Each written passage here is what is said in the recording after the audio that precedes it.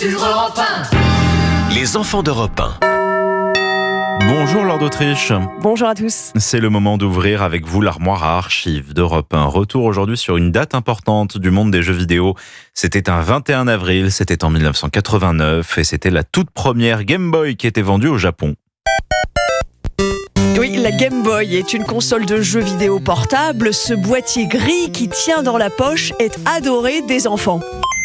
La Game Boy coûte 590 francs. Elle est conçue par l'entreprise japonaise Nintendo. C'est le jeu le plus vendu en France en 1991. 700 000 exemplaires vendus en un peu plus d'un an. Noël aidant, le cap du million devrait être atteint avant la fin de l'année. Game Boy, définition. C'est un appareil vidéo de poche. Ça permet d'être complètement autonome, de le mettre dans son sac, dans la poche de son jean. À sa sortie, le jeu phare de la Game Boy, c'est Tetris, une sorte de puzzle dans lequel il faut encastrer des cubes pour former des lignes. Et évidemment, l'entreprise Nintendo a pensé à tout autour de ces jeux vidéo. Les accessoires se déclinent à souhait.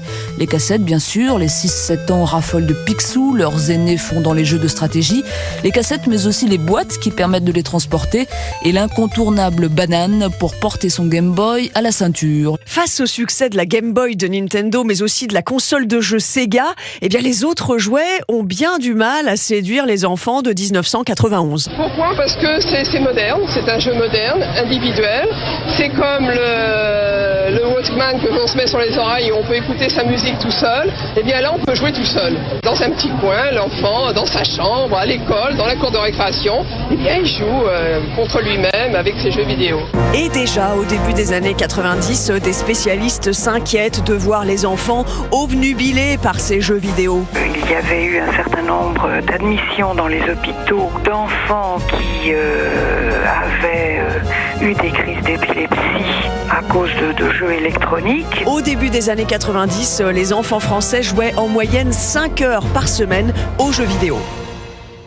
La réalisation de François Demoulin pour les enfants d'Europe 1 avec Laure d'Autriche. Tous les épisodes sont sur notre application, notre site europe1.fr.